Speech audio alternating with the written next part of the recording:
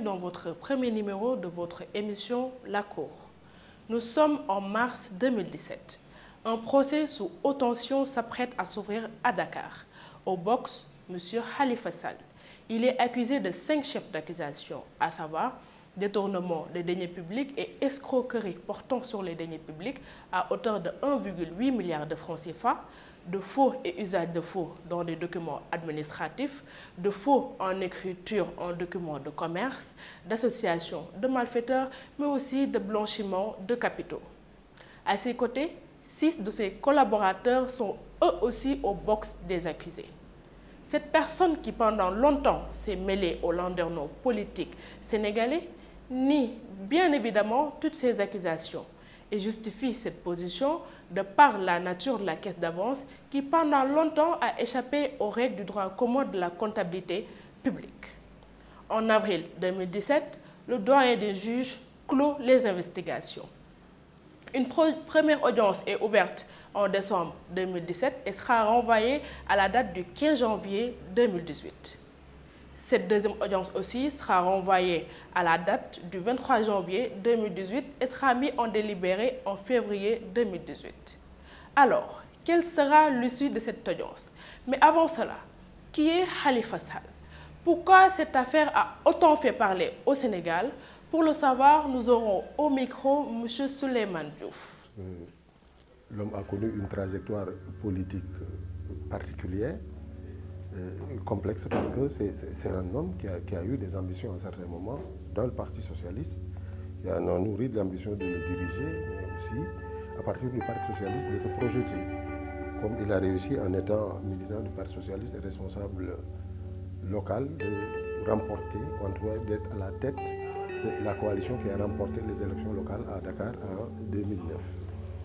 En réalité, Khalifa a embrassé la politique très jeune. Il a commencé par le mouvement des jeunes socialistes, dont il deviendra en réalité le premier secrétaire général. Parce qu'avant Khalifa Sall, on parlait de délégation, mais on parlait d'un adulte membre du bureau politique qui avait en charge le portefeuille des jeunesses socialistes. À l'époque, les jeunesses, c'était le mouvement des jeunesses socialistes, le mouvement des jeunesses féminines, c'était les pionniers. Le mouvement étudiant PS n'avait pas encore vu le jour. Donc il dirigera ce mouvement des jeunes très tôt, ce qui lui vaudra de siéger à l'Assemblée nationale aussi assez tôt, à l'époque. Il a dirigé le mouvement, c'est le premier secrétaire général du mouvement à figurer sur une liste de députés et à siéger à l'Assemblée nationale. Il y a eu une trajectoire politique assez marquée et pas toujours écrite en rose. Parce que l'homme, vu ses ambitions à une certaine époque, a été obligé de faire partie de ceux qui ont porté Ousmane Tanor Dieng au pinacle. Khalifa n'a pas hésité à s'investir, à mouiller le maillot, quand dans le schéma tracé par Diouf pour sa propre succession au Parti socialiste, mais ensuite à la tête de l'État, il a semblé choisir Ousmane Tanor Dieng, ou du moins en ce qui concerne le parti. Et dans cette perspective-là, deux personnalités politiques marquantes ont pris en charge la question de l'installation de Ousmane Tanor Dieng à la tête du Parti socialiste. Ce fut Khalifa Sall en son temps, ce fut Khalifa Sall et Abdoulaye Diack, ancien maire de Kaolack, questeur et deuxième personnalité du Parti socialiste à l'époque. Deuxième ou troisième, il avait le rang de secrétaire, je crois, politique, ou l'équivalent de secrétaire politique au bureau politique du Parti socialiste. Khalifa donc s'est carrément investi pour installer, à travers le congrès des 4 et 5 mars 1989, dit de rénovation et d'ouverture, pour installer Ousmane Tanor Dieng à la tête du parti. Cela connaîtra du retard, parce que avec le départ de Collin, ce n'était plus devenu évident. Le départ de Jean Collin, qui était aussi le mentor de Tanor, d'Abdou Kader Camara, de Babacar Carlos Mbaye, tout jeune, fringant parfois, qui était son cercle de confiance au niveau du Parti socialiste et dans l'espace présidentiel. Khalifa donc se battra pour Tanor avant de se retourner contre Tanor. Parce que Khalifa était resté cet homme ouvert, mais jeune, que tout le monde avait envie dans le Parti socialiste de voir succéder à Diouf. Parce que ceux-là auront mené un combat parfois assez épique, en tout cas contre Ousmane Tanor Dieng, pour ne pas d'abord qu'il s'installe à la tête du parti, mais aussi pour ne pas qu'il en devienne le premier secrétaire qui présidait les réunions du bureau politique dont Diouf avait pris le bureau politique par rapport auquel Diouf s'était détaché de la gestion quotidienne. Qu'est-ce qui se passe quand le Parti socialiste va dans l'opposition? Khalifa commence par renoncer à ses charges de membre du bureau politique avant de revenir sur sa décision. Mais quand il revient sur sa décision, il n'était plus en odeur de sainteté avec Ousmane Tanor Dieng. On se souviendra encore qu'à une certaine époque, il a été question de choisir le maire de Dakar après les élections de 2009, soupçonnant qu'il y avait quelques accointances contre ses intérêts entre Khalifa et certains anciens membres du Parti socialiste qui avaient démissionné à l'épreuve de l'alternance de 2000, comme Moustapha Niasse avant, comme Robert Sagna ensuite, Souti Touré, Djiboka, Abdoulaye Magne, pour ne citer que cela. Ils étaient en train de travailler à revenir au Parti socialiste.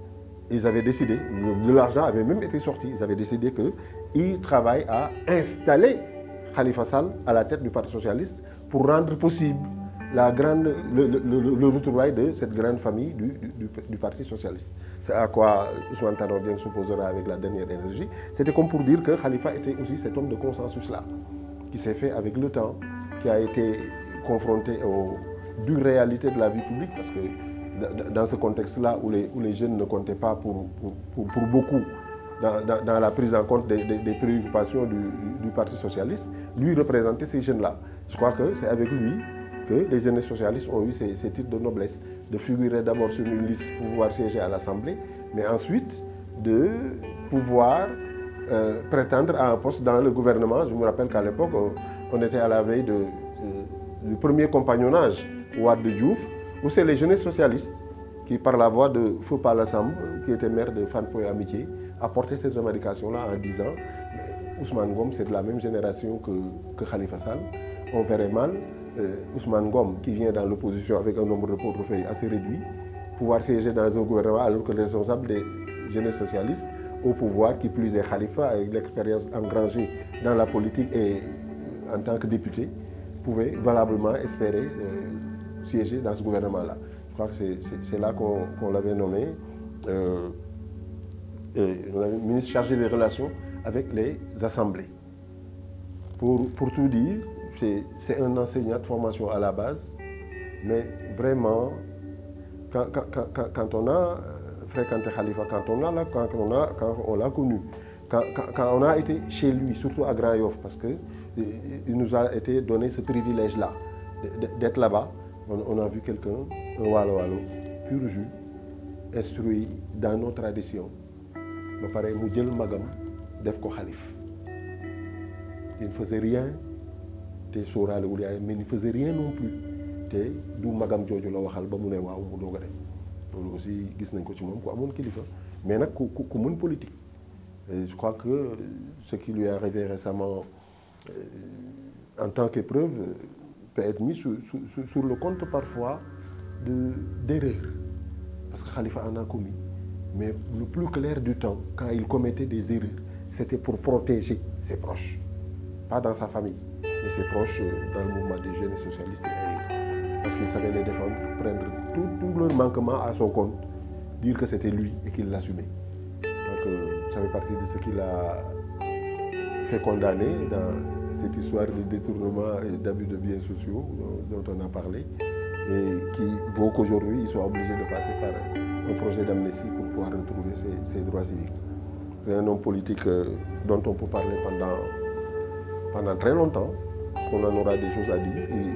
Il a vécu, très connu dans le Sénégal, mais la prochaine épreuve, ça sera certainement la dernière élection présidentielle à laquelle il va participer, celle de 2024, où nous lui souhaitons d'arriver en paix, en pleine forme, et, voilà, de pouvoir compétir comme les autres.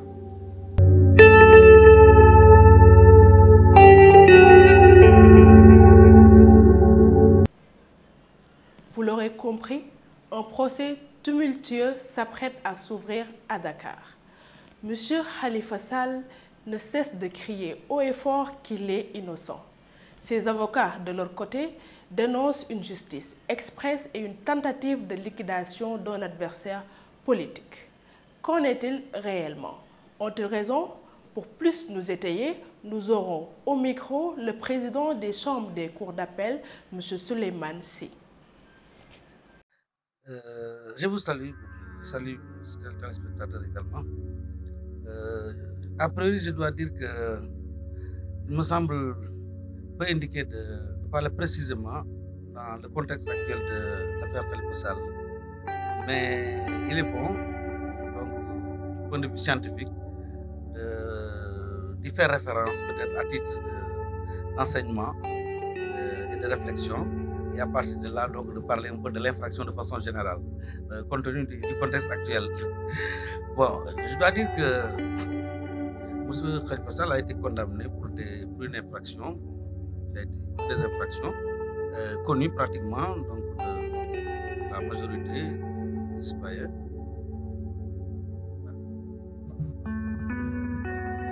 Et effectivement, ces infractions touchent aux deniers publics, mais ce sont des infractions de droit commun. Donc, ils sont dans le droit commun des infractions. Vous allez me dire droit commun pourquoi? Par exemple, par référence à l'enrichissement illicite, qui est un peu à côté. Bon, mais les infractions, soustraction, détournement, escroquerie, potentiel de deniers publics, constituent tout à fait des infractions de droit commun, mais avec un statut, un régime particulier. Du point de vue de la condamnation, la décision, je ne vois pas pratiquement de problème. Bon, c'est des faits prévus par la loi, le code pénal, et qui ont été donc bien analysés par les juridictions. Et la loi a été appliquée. Maintenant, il y a les conséquences de cette condamnation. Je pense que c'est ça qui va vous intéresser certainement. Évidemment, il y a une privation effectivement de droits, notamment en particulier donc, pour le contexte actuel, des droits relatifs à l'éligibilité. Effectivement, si on fait la combinaison des articles du code pénal sur les faits reprochés et retenus contre Sall et certaines dispositions du code électoral, donc cette combinaison-là va donner donc la solution qui est là, c'est-à-dire qu'il y a l'éligibilité effectivement. Mais vous savez qu'il y a l'éligibilité qui peut frapper la personne, mais il y a aussi des solutions à cela. Il y a des solutions à cela. Il y a par exemple l'amnistie, les questions s'est agitées quelque part, on en parle. Voilà, donc je crois pour le moment, je ne sais pas si vous voulez encore d'autres précisions.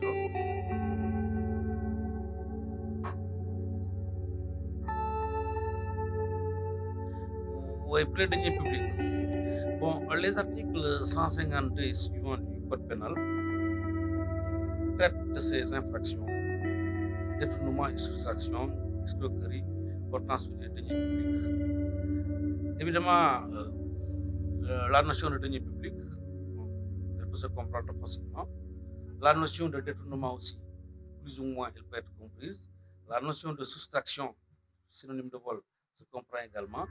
La notion d'escroquerie aussi se comprend par le fait qu'il y a des manœuvres frauduleuses qui aboutissent à une remise donc, ou à l'obtention de fonds ou de certaines faveurs. Alors que c'est par le fait que ces manœuvres soient déterminantes que la remise soit effectuée.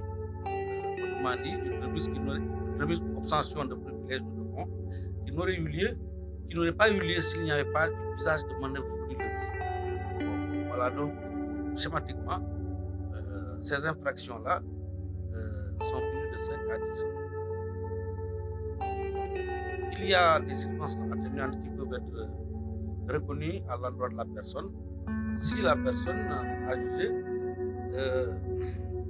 rembourse ou cautionne avant le jugement le tiers de la somme supposée détournée ou soustraite, escroquée.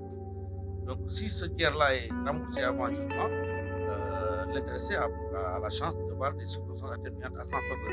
Circonstances atténuantes, ça veut dire quoi? Au sens des articles 432 et 433 du Code pénal, on comprend les circonstances atténuantes par le fait que les juges tiennent compte de certaines situations dans la vie, par exemple, soutien de famille, voilà, personnes de bonne foi, etc. Voilà, des circonstances à partir desquelles le juge peut dire que on va quand même accorder une certaine faveur à la personne. Bon, si c'est le cas pour celui qui a remboursé le tiers, bon, donc, les circonstances atténuantes peuvent être appliquées. Et dans ce cas d'espèce, la peine est de 5 à 10 ans. Avec les circonstances atténuantes, la peine peut descendre jusqu'à 2 ans. Voilà, jusqu'à 2 ans au minimum. Jusqu'à 2 ans par minimum. Donc on est toujours dans le régime juridique de l'infraction. Il y a aussi le fait que pour ces genres d'infractions, la prescription va jusqu'à 7 ans au lieu de 3 ans.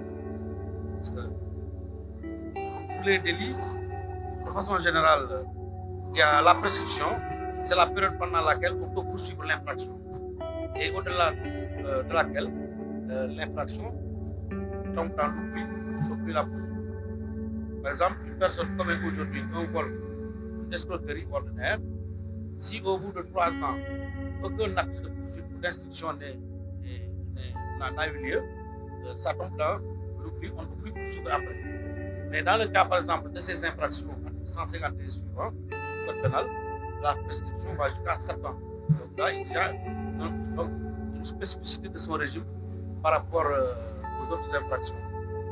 Et il y a aussi que, pour bénéficier maintenant du sursis proprement dit, sursis, c'est-à-dire que donc le juge dit que la personne est condamnée à telle peine, mais elle ne va pas en prison. Elle va aller chez elle, et maintenant, elle est mise un peu à l'épreuve. Si 5 ans, s'il n'y a pas d'autre infraction, on considère qu'elle n'a jamais eu de maille à partir avec la justice. Mais si avant les 5 ans, il y a une autre infraction, alors là, ce sera compliqué contre elle. Donc, le sursis peut être accordé si le prévenu de ces infractions rembourse ou bien cautionne le montant du préjudice à hauteur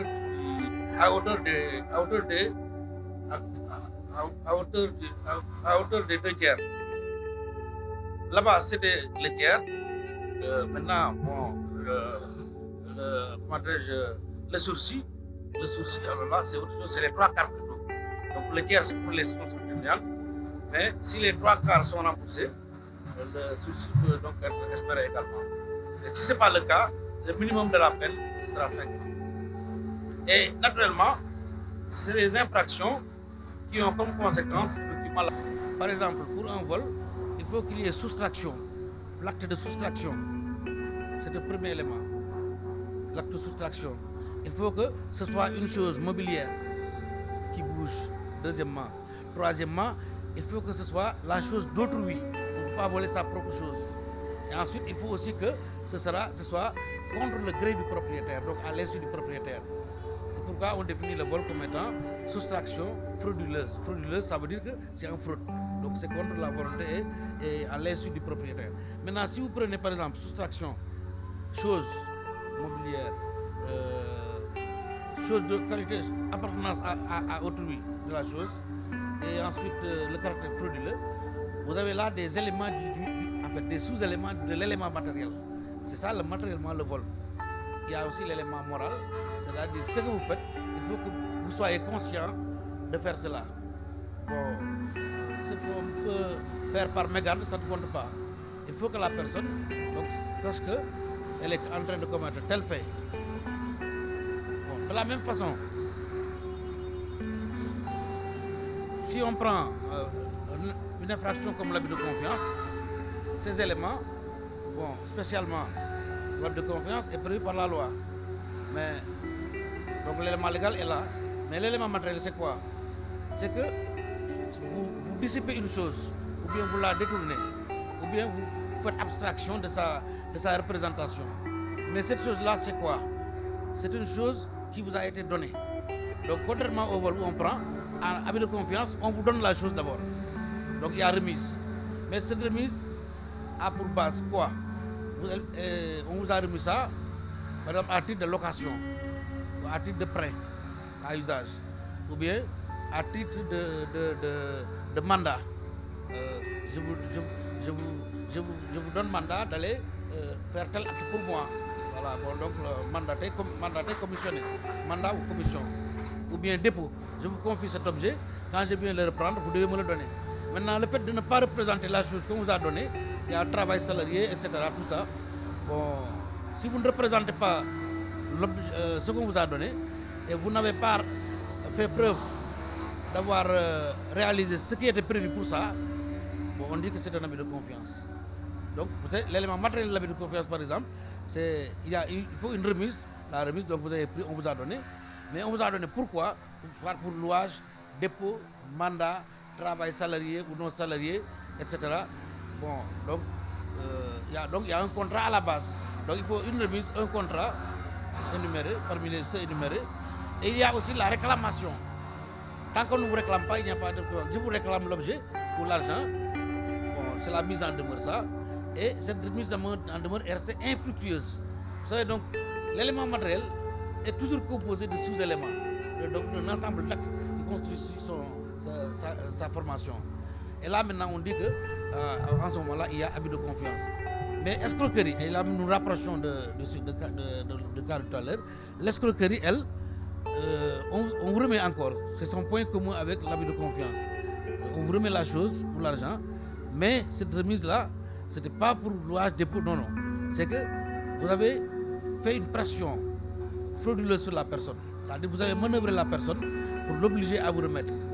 Bon, je peux faire en sorte que vous soyez à la Mecque cette année.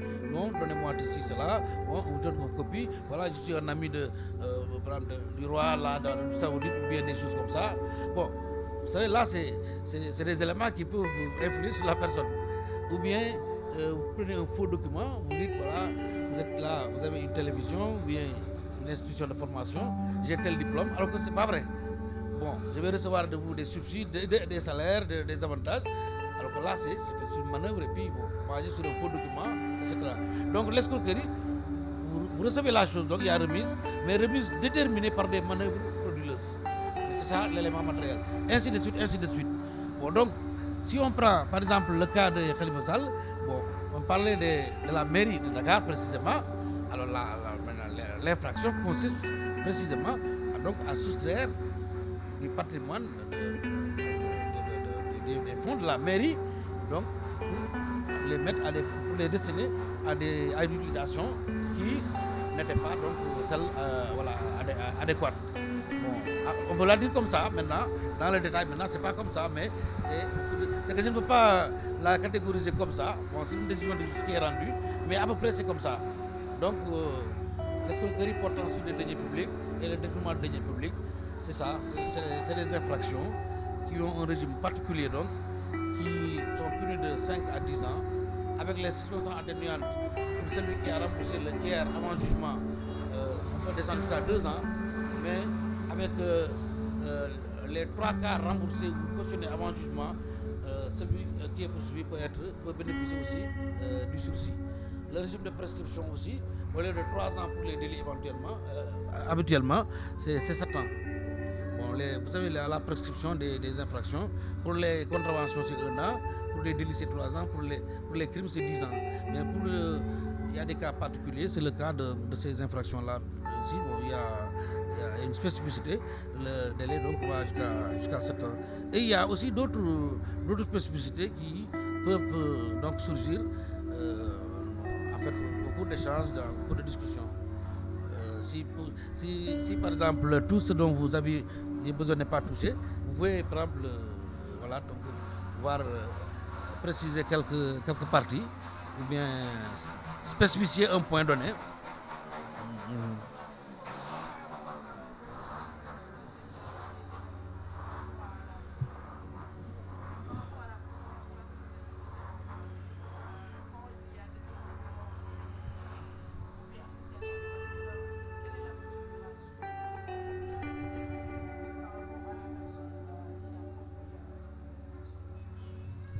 Voilà, vous avez parlé d'une infraction de plus, l'association de malfaiteurs. Elle est définie par l'article 238 du Code pénal comme étant donc tout groupement formé ou bien toute entente établie en vue de commettre un crime ou un délit. Et quelle que soit sa durée et quel que soit le nombre de ses membres. C'est ça l'association de malfaiteurs. Elle peut être un délit, elle peut être un crime. Parce que quand c'est des gens qui forment l'association pour commettre ou bien pour faciliter, préparer ou commettre un crime, l'association sera criminelle. Mais quand c'est des gens qui ont formé l'association pour commettre un délit, l'association aura le régime d'un délit. C'est pourquoi l'association peut être punie de peine criminelle, 10 à 20 ans, ou bien 5 à 10 ans, réclusion criminelle. Mais quand elle est correctionnelle, c'est-à-dire quand elle a le régime d'un délit, parce qu'elle est faite pour commettre un délit, alors là, elle sera donc punie de 5 à 10 ans. Je vous donne un petit exemple à titre de schéma. Si deux personnes, deux amis, ou trois, se réunissent et disent que bon, voilà, nous allons cibler tel magasin, bon, on va voler, ils préparent le coup, ils prennent le dîner, après ils s'en vont. C'est une association de malfaiteurs. Parce que la loi dit tout groupement, toute entente, quelle que soit sa durée ou le nombre de ses membres, en vue de. Mais quoi? Ils ont préparé un délit. Maintenant, ils vont sur les lieux, mais ils ne font pas de crime. Ils sont trois. Les magasins n'étaient pas fermés, ils poussent, ils partent. Il y a vol en réunion, comme la nuit, ça reste un délit. Là, il y a le délit de vol en réunion, puni de 5 à 10 ans, et il y a l'association de malfaiteurs correctionnelle, puni de 5 à 10 ans. Mais on applique une seule peine. Bon, au contraire, si maintenant ces gens-là, au cours de cette vol-là, ils ont fait une infraction, c'est-à-dire ils ont forcé les portes, voilà, infraction, enfreindre, ou bien ils ont et puis ensuite, en plus de cela, ils ont utilisé une arme, ils ont blessé quelqu'un, ça devient criminel. Le vol est maintenant, au lieu d'être maintenant un vol correctionnel, ça devient un vol criminel, puni donc de peine criminelle, réclusion criminelle. En ce moment-là, l'association de malfaiteurs, quand elle sera retenue, elle sera punie également de peine criminelle, parce que c'était pour un crime. Maintenant, quand il y a deux crimes, ou bien deux délits, ou bien plusieurs infractions ensemble, le juge peut retenir toutes ces infractions, une à une, mais seule la plus forte peine est prononcée, une seule peine est prononcée.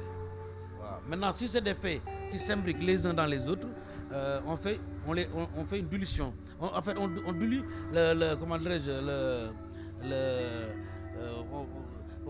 certains faits sont absorbés par d'autres. Et là, ça peut être un seul fait. On peut même disqualifier et prendre une autre qualification. Parce que le juge qui rend la décision n'est pas lié par la qualification qui lui est soumise.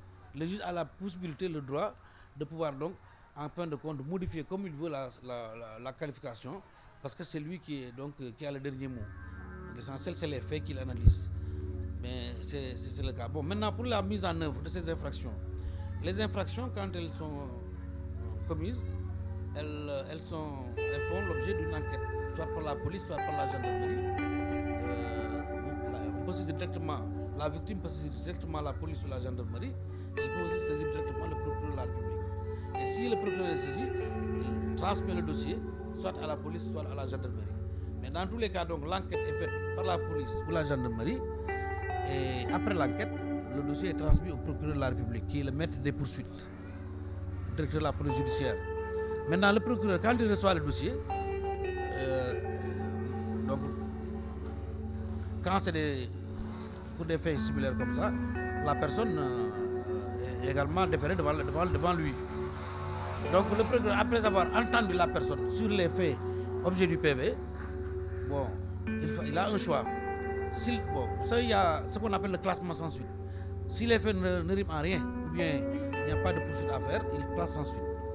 Mais si les faits doivent être poursuivis, il peut choisir trois procédures, l'un ou l'autre, l'une ou l'autre. Il peut saisir le juge d'instruction s'il y a des recherches à faire, des gens qui sont évadés, qui doivent être recherchés, ou bien il y a des documents, en tout cas il y a une enquête approfondie à faire. Bon, il saisit le juge d'instruction. Quand aussi c'est en matière criminelle, chaque fois que c'est un crime, la saisine du juge d'instruction est obligatoire. et dans le cadre de certaines procédures également. Maintenant, s'il ne choisit pas le juge d'instruction, si ce n'est pas un crime, le procureur peut choisir la citation directe. C'est-à-dire qu'il laisse la personne rentrer et le dossier, les informations seront transmises à un huissier qui va aviser la personne de la date de son audience. Et elle viendra à l'audience. Donc il y a la procédure d'information judiciaire par la saisine du juge d'instruction. Il y a la citation directe quand la personne rentre chez elle et qu'on l'avise après, ultérieurement par voie d'huissier pour qu'elle vienne à l'audience. Et troisièmement, il y a la procédure de flagrant délit. Flagrant délit quand bon, le procureur estime que ces faits peuvent recevoir immédiatement, rapidement jugement.